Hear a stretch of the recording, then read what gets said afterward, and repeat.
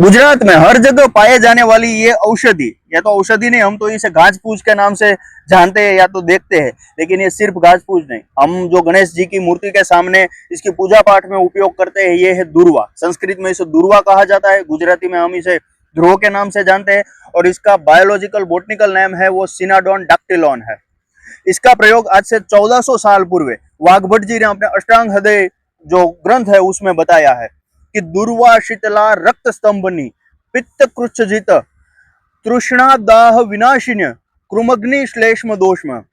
अर्थात ये दुर्वा है, शीतवीर्य है, हमारे शरीर की जो गर्मी है उसको शीत करती है। रक्त स्तंभनी, दैट मीन्स कि हमारी नासिका में से गर्मी की वजह से जब रक्त बहता है तो उसको रोकने का भी काम करते हैं। इसको कूट करके इसके 2-3 बूंद है उसको नाक के अंदर डाल दे तो उसका जो रक्त प्रवाह है उसको भी रोक सकते हैं।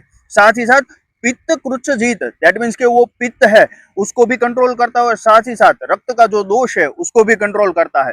तृष्णा दाह विनाशजन्य, उसका अर्थात है हमारे शरीर में जो दाह लगी है, गर्मी है, हमारे शरीर ऊपर छोटे छोटे जो फोले हो जाते हैं, उसको गुजराती में हम बोलते हैं फोड़का થઈ જાય છે। તો એ ફોડકા છે અથવા તો ફોલ્લા છે એને અટકાવવા માટે આનો રસ છે એના ઉપર લગાડવામાં આવે, એની પેસ્ટ છે બનાવીને લગાડવામાં આવે તો ખૂબ ઉપયોગી છે। કોઈ જગ્યાએ ઘાવ પડ્યો હોય, ચીરો પડ્યો હોય તો આને કૂટીને એની જે પેસ્ટ છે એ લગાડવામાં આવે તો ये पेस्ट है उस रक्त को थमा सकती है, अटका सकती है।